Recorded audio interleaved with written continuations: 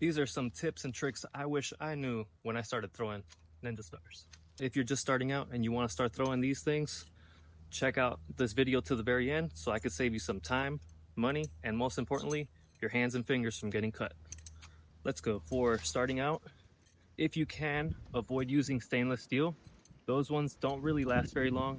They're very light and they're not the best quality for throwing. If you could find some cold steel or some type of carbon steel, there's another brand called Ace Jet. Those are great to use. So if you're just starting out, highly recommend getting some carbon steel. Tip number 2, if you are going to be using carbon steel, they do tend to rust after you're done using them, especially if you live somewhere tropical or somewhere where it's really hot and humid. Spray it down with some WD-40 or some kind of oil, clean them down with a cloth, and light coat of oil or WD-40, you should be good. Tip number 3, let's start throwing these things.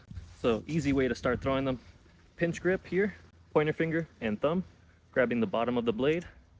You can aim with this hand right here, pull back and throw. This is kind of like your aiming hand, so you can use this to aim down sights, pull your hand back, and when you throw this one, let go where this hand would be here and pull this hand back when you throw.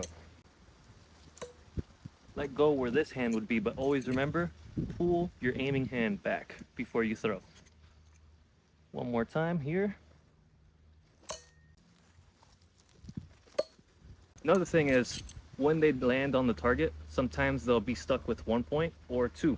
Depends on the type of stars you're using. Sometimes you're using 6-point stars, so it may be a little bit different, but if you're using these 4-pointed cold steel sure strike shuriken, always make sure if there's 1 point in that target, you're gonna go up and down to pull it out and slowly pull it back out. Don't force them out.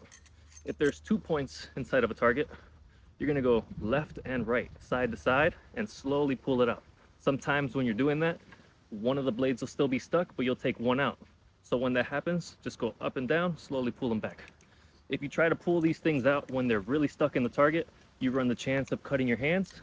So always make sure you're mindful how you pull these out. Tip number 5, if there is a bunch of them stuck together, you got all 4 of these and they're all really close, take the easier ones out. So if you got ones that have 1 point, up and down, pull it out from the sides, start working your way in.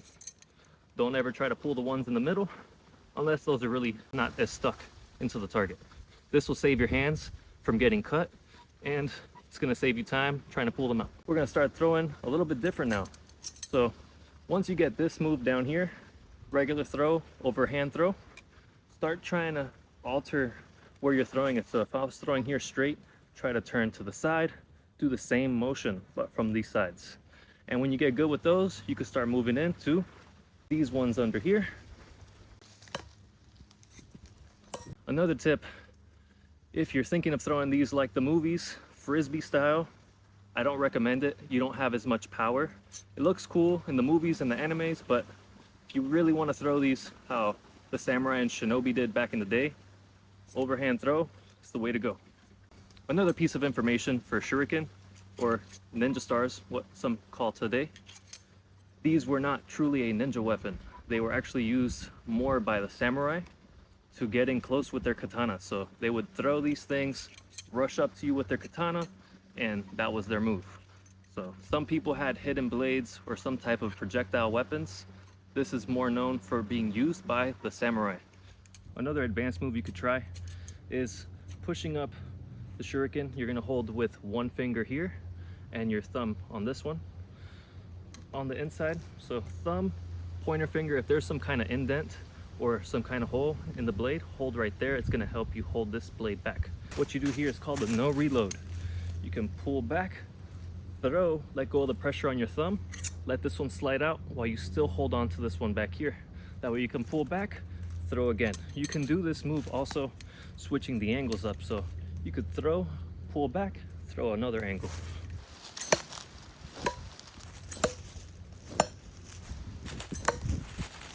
If you're gonna do multiple shuriken, it's good to have one finger here. I like putting my middle finger at the bottom, pointer finger on one side, thumb on the other side, and you keep them together. The more you stagger them, the more they're gonna spread out and you might not hit that target. So try to keep them as tight as possible and throw with just a little bit more power, and you'll do those double or even triple shuriken throws. So sometimes you'll throw and this can happen right here. That is very important. You shave it off with a sharpening stone or use the same blade and kind of push it off. I use this sharpening puck. You can get these on Amazon. They're easy to find, or you can get any kind of sharpening stone. And if you don't have one, you can even use your own blades, shaving them off on the same blade, or finding a rock on the floor and try to sharpen that piece off. But if you throw with one of these pieces hanging off your blades and you don't see it when you go pick up those knives or throwing stars, this is the #1 way I've been cut throwing ninja stars. So if you want to keep your hands from getting cut and you hear that sound of metal hitting on the same blades, or you see they're very close together on the targets, always check your blades. Make sure you take off any pieces of strips of metal that are coming off those blades. Another tip for shuriken or ninja stars, as long as your tips are maintained, you don't really have to sharpen the whole edge. If you do sharpen the whole edge, it's a little bit easier for your blades to get dings and dents, or you can get some pieces of that metal chipped a lot easier, and then you're gonna have to sharpen it again. So as long as you maintain your tips, you should be okay to throw. Another great thing about shuriken ninja stars, you don't have to worry as much about them flying back. Sometimes they do, especially if you're gonna hit the same piece of metal.